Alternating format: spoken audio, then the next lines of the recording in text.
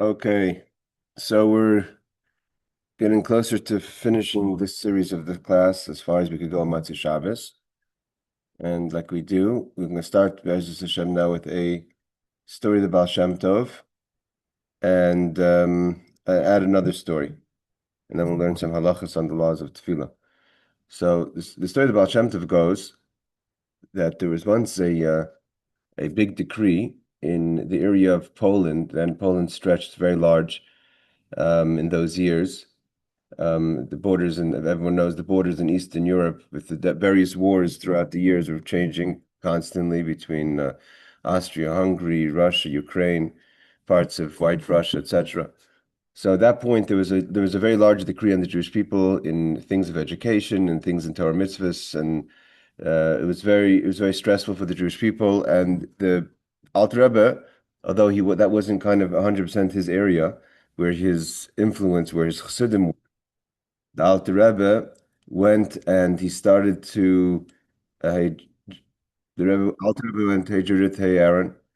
So we're starting the story of the Baal Shem Tov. So there was a big decree in the area of Poland. Again, in those years, the borders were changing, and the Alter Rebbe went out of kind of his direct area of where his Hasidim were, which was really Lithuania, Russia, White Russia, to try to collect money from the various Jewish organizations and the Jewish people and the communities and the wealthy people from the communities, hoping that they raise enough money to deal with the decrees and primarily to deal with actually using the monies to pay off the government officials, the parets, who was the officials that were passing the decrees, so they should annul the decrees.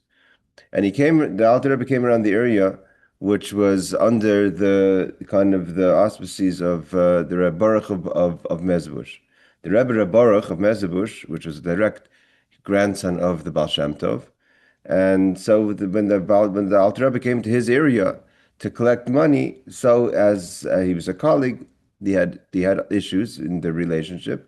But as a colleague, of course, he went to go visit his friend, the Rebbe Baruch. The issues obviously were just in ideas and theology. What's the derech of the Baal Shem Tov? So when the Alter Rebbe comes to visit the grandson, Rebbe Baruch, the Rebbe Baruch, he's known as the Rebbe Baruch Mezbush, tremendous tzaddik. So the Rebbe, hey, Dr. Susan and Reb Shimon. So the Alter Rebbe comes to visit the Baal Shem Tov. I'm sorry, the grandson of the Baal Shem Tov, the Rebbe Baruch, and the Rebbe Baruch says, "What are you doing here? What are you doing in this area?" So he said he's here because the decree, and he's collecting money to try to annul the decree. So the Rebbe Baruch tells the Alter Rebbe, "I don't understand. Why are you collecting money and trying to bribe, etc., or pay off to annul these horrible decrees against the Jewish people? If you teach the people in Poland, in this area, to say Shema Yisrael Hashem Echad, the Echad of my grandfather, what it really means to say Hashem Echad, what's the real Kabbalah, what's Chassidus teaches, what does it mean God is really one? Based on the teachings of my grandfather, the Baal Shem Tov, that itself will get rid of the decree. So why do you have to sit there raising money? Teach them the Echad of my grandfather." So the Alter Rebbe says, you don't understand. It's because of the Echad of your grandfather that we're in the problem in the first place. And the Baal Shem Tov told the Rebbe Baruch as follows. He said that we know this as a fact, actually, that the Jewish people, when the close to 500,000 people, Jewish people, were exiled from Spain in 1492, and no one wanted to take the Jews. We know no one wanted to take the Jews. A few of them went to Turkey, a few of them went to Amsterdam. Those who were able to other places like Israel. It was very hard. A lot of the Jews died not in the actual evacuation or expulsion, but actually from terror, from pirates, from starvation. It was horrible. I think they say 50,000 died in the expulsion itself.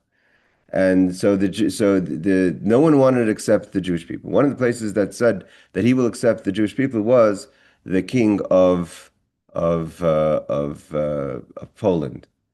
And the Jewish people, some of them were able to leave with their money, and they were offering tremendous money to the government that would accept the Jewish people. And notwithstanding, they didn't want to accept the Jewish people besides for the king of Poland. And the Alter Rebbe says, what do you think? Why would, I mean, these are people that money talks only. So why do they care to take the Jewish people if they're offering them money? As we know it was in those days. So the Alter Rebbe said, because anything that happens here is really a reflection of what's happening in heaven. We know that every country has a sar, has an angel that watches over its country. And its job is, they're part of the forces of evil, that they don't want that the Jewish people should build yeshivas and shuls and say Shema Yisrael and learn Torah and do Torah mitzvahs. They said, we're not interested. Keep your money, keep your Judaism, keep your Yiddishkeit, keep your Torah. We don't want it in our country. The king of Poland, the Tsar of Poland, the angel of Poland says, no, I'll actually take the Jewish people because I know they're going to build yeshivas and I know they're going to build shuls and I know they're going to build the institutions of Torah, but they're not going to really mean it. And they're not going to say Shema Yisrael, Hashem Elokeinu, Hashem Echad properly. And it's going to, they themselves are going to get caught up into the material life. So it's going to be my benefit. I'm not worried. I'm not threatened by the Shema Yisrael of the Jewish people because they're not going to say it real. They're not going to say it with real meaning. So the Polish, so therefore we know that Poland accepted the Jewish people. There's even a tradition known that brought down that the name Poland is really is made up also. They used it as a kind of a twist on the Hebrew word poilin. Here we will rest. The Jewish people were mamish welcome to Poland until the Holocaust, when 3 million Jews were killed. At that point, Warsaw had 20% Jewish. It was mamish, a place that we had, I mean, till the Cossacks, but there was mamish. It was a place that the Polish Jewry was the pride of Ashkenazi Jewry. I mean, the Ramah and all the great the Achroinim of the time that came out of Poland. The city of Krakow, Warsaw, etc. So what happened now? The Baal Shem Alter Rebbe said, ever since your grandfather came and your grandfather started to teach the secret of Echad, so now the Polish angel is calling foul. It's saying no such thing. Why you, this is not what I agreed. I don't want the Jewish people to be chassidim and to know what it means to say Echad. No, okay, you got to leave. And therefore, so the Alter Rebbe says, if they're not interested, so we have to add money to the pile, because that's the only way we could maybe get that they should agree to, the angel of Poland should agree to keep the Jews. I guess it worked up to a certain point. We know the Rebbe once said that we're done with Poland. That was after the war. And so that's the story we have of the Baal Shem Tov. Thank you, Judith, for the inspiration. Before we move to the halacha, I want to say another short story, because yes, today was Friday was the yahrzeit of the Rebbe Rashab. So here's a fabulous story of the Rebbe Rashab. The Rebbe Rashab is the fifth Rebbe Chabad, Shem Dov Ber Schneerson. And so the Rebbe Rashab we had Chassidim kind of at that point already. My great grandfather was sent to different places. They were already starting to open up Chabad places outside of the traditional Chabad area. As Jewish people were migrating those days, people started to move to America in those days, the beginning of the 1900s. So there was a Chassid, and we know that the previous Lubavitch Rebbe was the only son of the Rebbe Rashab, and he was also his personal secretary. So there was a Chassid that for some way or another made his way in 1905 to Paris. So though there was Jewish people in Paris, we know the Rebbe Marash would go to Paris, but it wasn't a Chassidish place. And why he ended up there wasn't clear. But the previous Rebbe was told by his father to pen him a letter.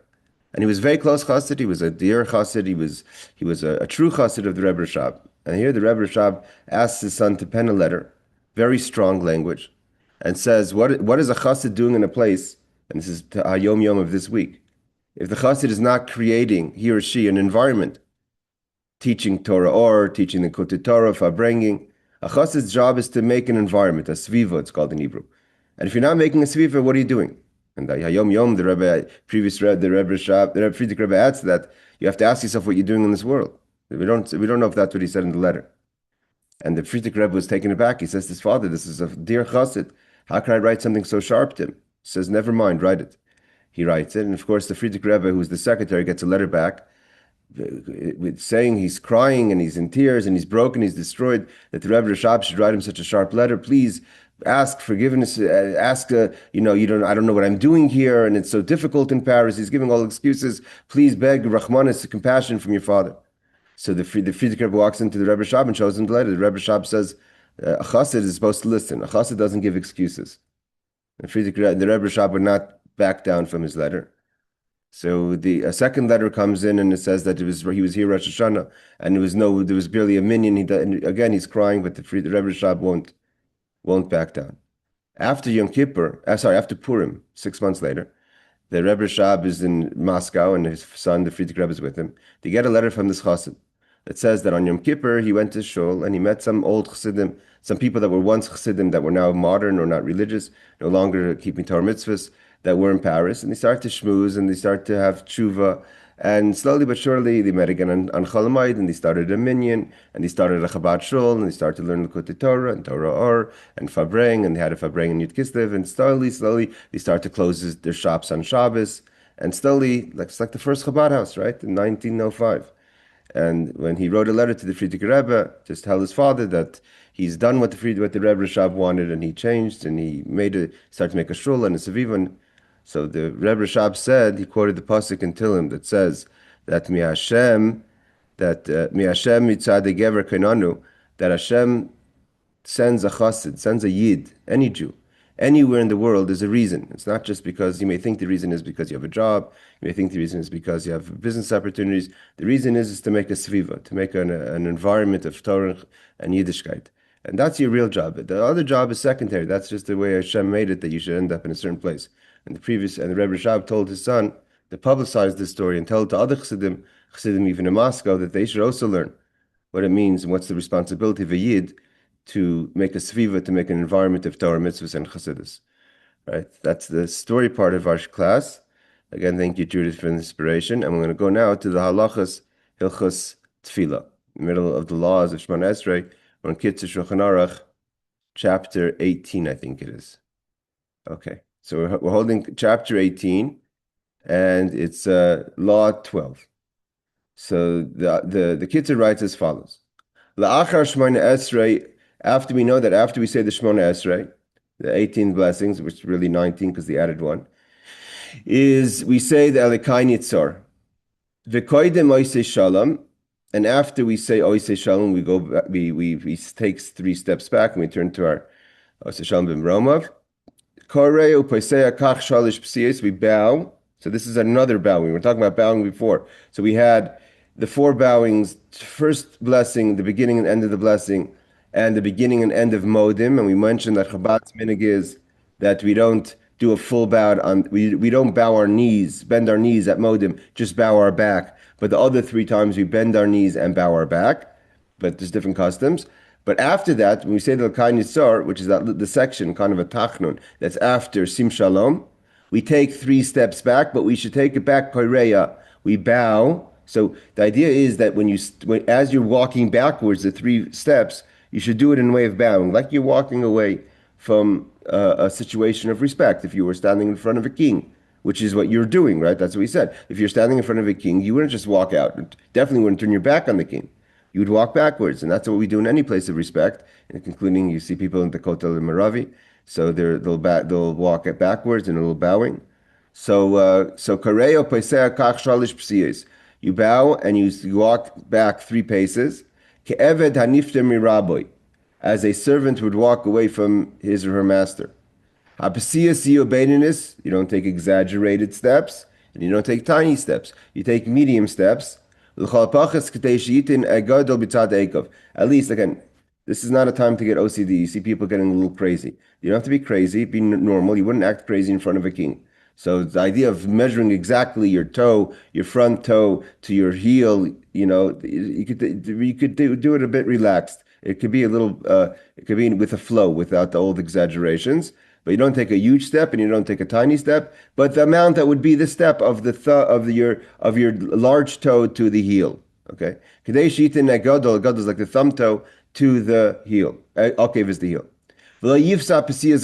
Don't take large steps. Okay, don't get exaggerated. That's also it's not respectful. Just exaggerate. You have to understand something. Exaggerated OCD behavior is not respectful.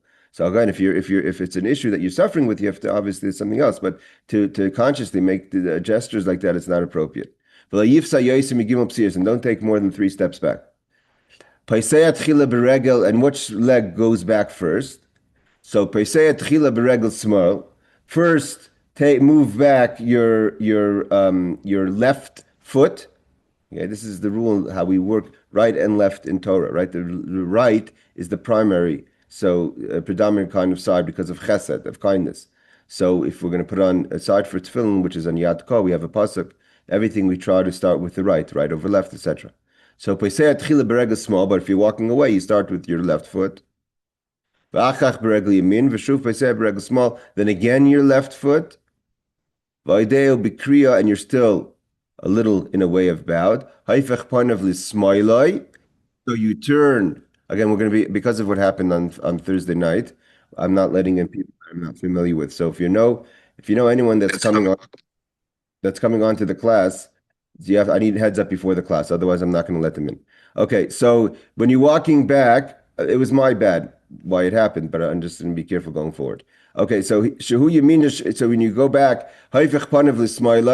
you turn your face to the left, your left, which is if God, so to say, is facing you, which He is, which is Yamin Hashchina, which is the right of Hashem.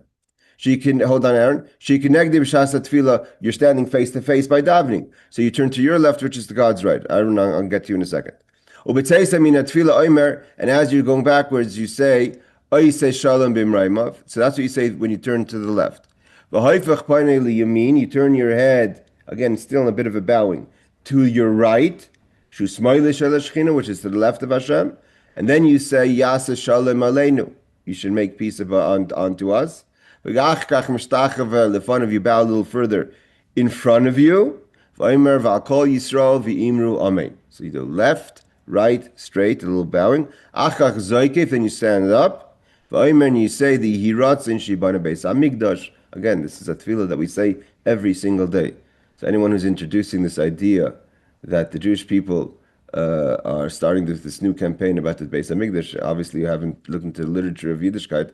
It's in every single Shana Bava Yerushalayim. We say it every year, Yom Kippur, Rosh Hashanah, and 3 times a day. When we say Oisei Shalom B'Mrayim, we say Yiratzim L'Fanecha, Adonai Eloheinu V'Elhei Avosenu Shibana Beis Hamikdash B'Meir B'Yameinu V'Sein Chalkeinu B'Seresecha. That's what we say. That God should rebuild the Holy Temple. And why do we mention the Yehiratzin Shibana Beis Hamikdash? Again, when we mention the Beis Hamikdash, and by the way, L'Shana Haba B'Yerushalayim is talking about the next year we'll be in Jerusalem and we'll do we say it after the Pesach Seder, which is when there's usually a big gathering by the Beis Hamikdash for the Paschal Lamb. It's a whole, as we're going to learn before Pesach, all the situation of the 14th to get all the Paschal lambs slaughtered, right? It's a whole process. And then, of course, on Yom Kippur, when there's the whole avodah of the high priest in the temple. So in those times, we say afterwards, next year we should do the Seder, the Pesach Seder, the way it's supposed to be with the temple in Jerusalem. And next year we should do Yom Kippur with the temple in Jerusalem. But we don't even mention Beis Hamikdash. We mention the Shana Haba B'Yerushalayim, but it means the temple. But we clearly say every single day after we daven, 3 times a day, Yehi Ratzon, Shibana Beis Hamikdash, that God should rebuild the Beis Hamikdash. And we say it before the davening, according to a lot of nuschos. Why? So the Kitzur says, Ki atfilah hib'makam avodah.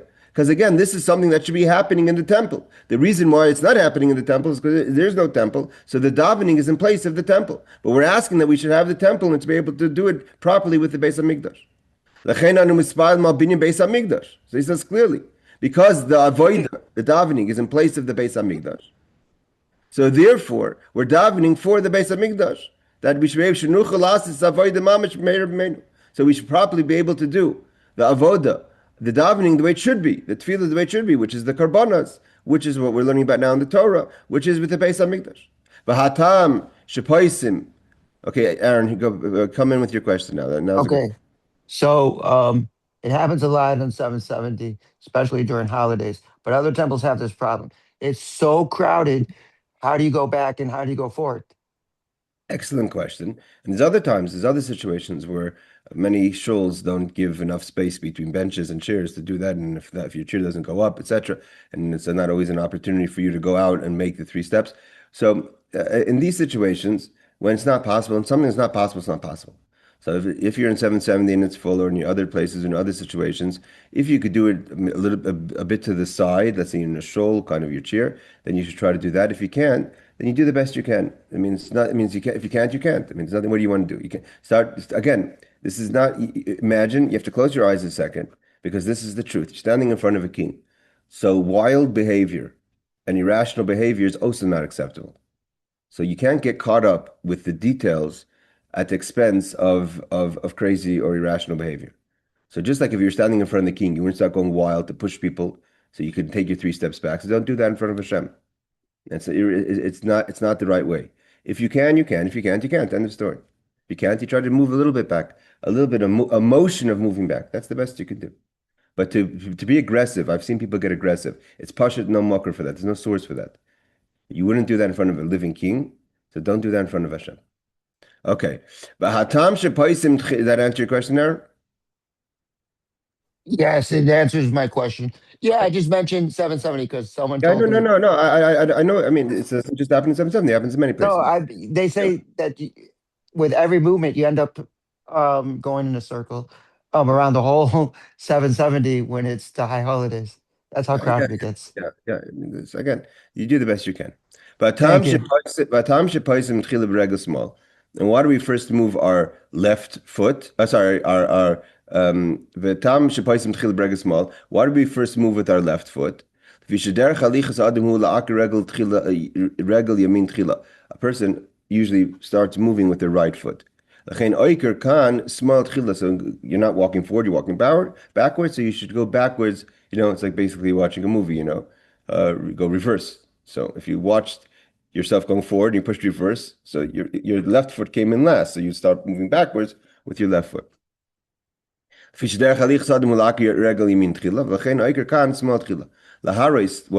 point? The point is to show ki ilu kavod alav lipater milfnei hamakom baruch Hu. Because your primary foot is your right foot, so therefore, you're using your weaker foot to go backwards to show that you're not aggressively leaving the king.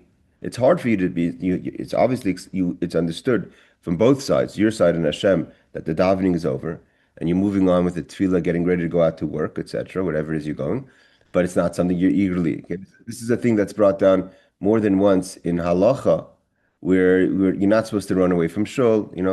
Not like what did he say? This brought down the Jewish people left Matan Torah yeled barech min beis sefer.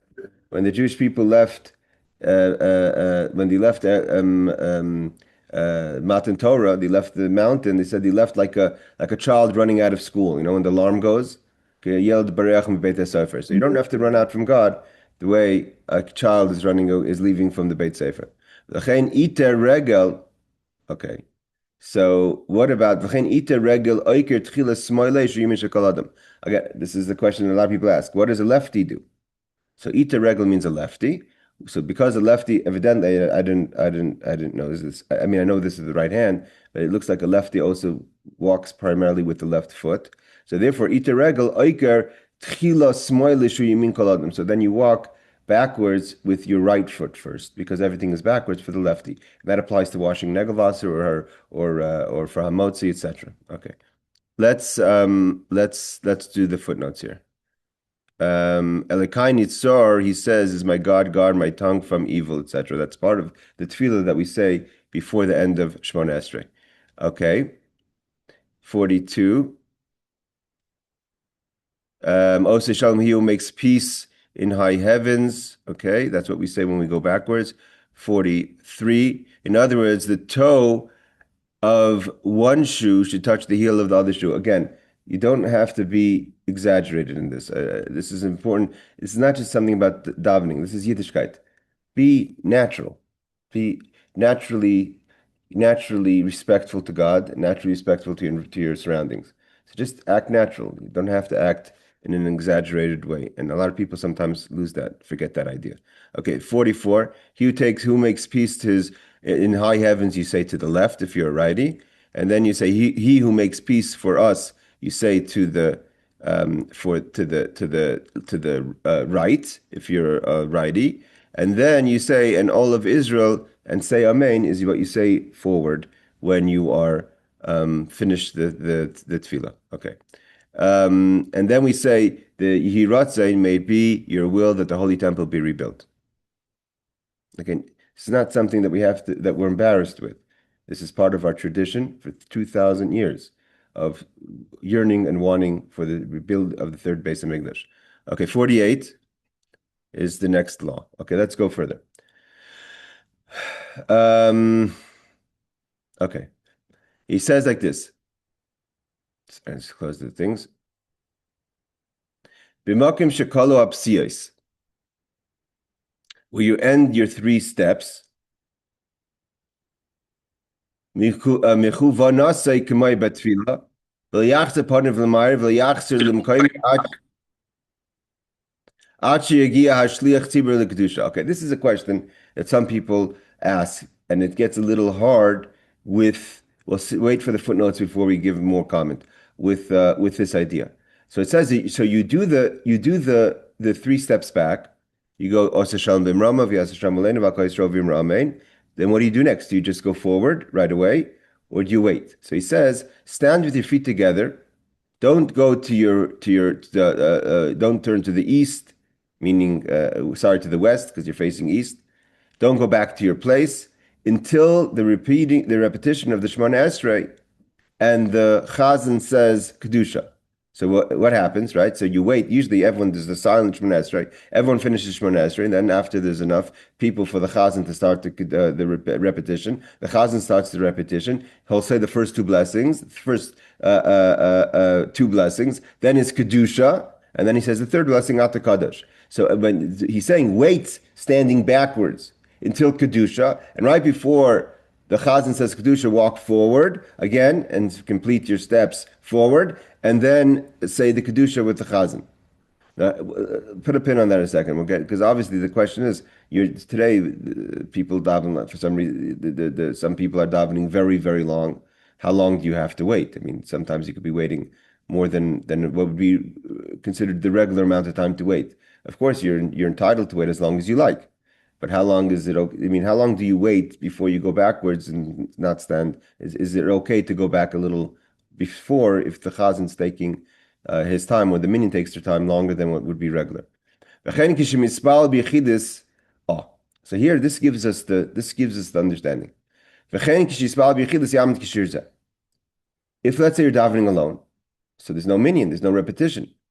So what do you do then? And Ma'ariv would be when he starts saying Kaddish, right? So what do you do then? So how long would it take, usually in a regular situation, for the Chazan to start the repetition in the Shemoneh Esrei after you finish? And if it's too narrow, like Aaron was describing before, so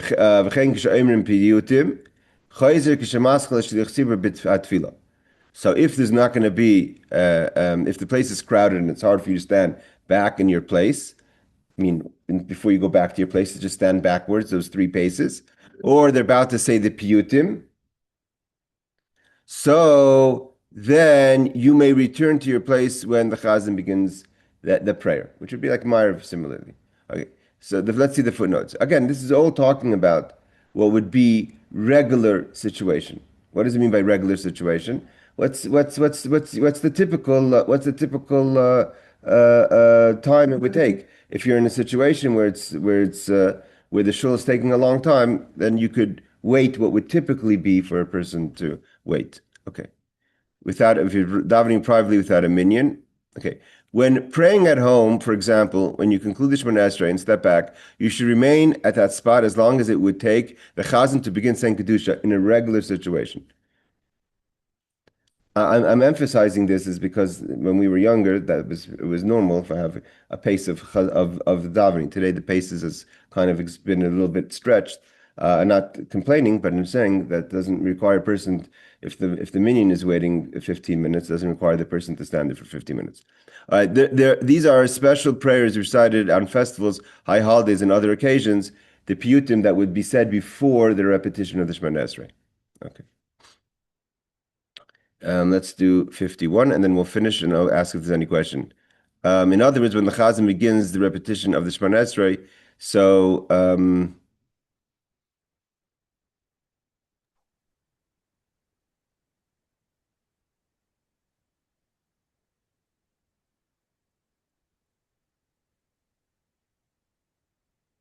okay. And any questions before we finish this class? Yeah. Go ahead. A couple of things. First, just want to say we should pray that it's too crowded and we can't move Um, around the way it says. okay.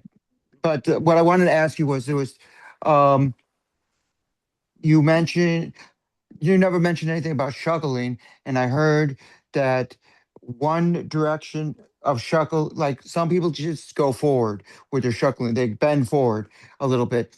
But then there's people who sway back and forth, and they're saying if you one direction is for wealth and one direction is for health. And I was wondering what that was, and then I wanted to say I heard somewhere, I think it was my rabbi that from our shul that said we wait until there's a certain percentage of people who finish the Amidah, and then the person leading the service can go forward. Yeah, so obviously, yeah, so good question about the facing or not. There's swaying. There's what's traditionally brought down is that if you face a little bit towards the shulchan, which is to your left, if you're facing east, so to your left would be where the shulchan, where the table stood. And you know the table represented bracha for parnasa. So there are people who, if they want to focus their davening for parnasa reasons, would kind of turn a little bit more to their left. And if you want more Yiras Shamayim, Torah, which is represented by the menorah, right? Because the three sides of focus is you have we have Amen, Judith. Thank you for Shavuot Tov. So you would have you have the shulchan, the table, the table bread, and then you have the menorah, and you have the Kodesh, the Holy of Holies, right? So if you're standing in the entrance of the heichal of the sanctuary of the temple, so if you face if you're facing a bit towards the to the mizbeah to the shulchan, then for parnasa, to the menorah is more for Yiras Shamayim for the light, and then you have facing straight forward is the sefer is the Torah is the ark. As far as what was your second point, Aaron? Um, I was just mentioning the timing of when I heard Oh, that you yes, could yes. end. Okay, we're going to get to that. How long you have to wait? How many people you have to wait for? Do you have to wait for six people? You want nine people to answer? We'll discuss. We're going to get to that. Rebecca, They yeah, said, wait, they just said in my at one shul, I think it was my shul, but they said there's a percent. It's not how many people in total. So if you have 10 people or you have 200 people, no, no, it's no, the no, no, no. percent. No, yeah, but that's not gonna that doesn't work. It's either gonna wait for nine people to answer, which would be with the chazan as a complete minion, or some people even go with six. But we'll get to that. Rebecca, Okay. Can you hear me okay? sure. Okay. My question is about like davening Shemoneh Esrei with somebody standing and somebody sitting in the seat right in front. So let's say I'm the one davening Shemoneh Esrei and there's a woman sitting back in her seat right in front of me. Like, is that okay? And also, what if I'm the one sitting and the woman behind me is standing and davening Shemoneh Esrei? Do I need to move forward in the seat so that she doesn't like touch me when she bows down? Okay, so again, these are all questions of common respect and of each other in the shul, and how much one is expected to. So, if I would say like this: if you're in a situation where the shul is, I'm sorry, I don't know who Julie is, who the shul is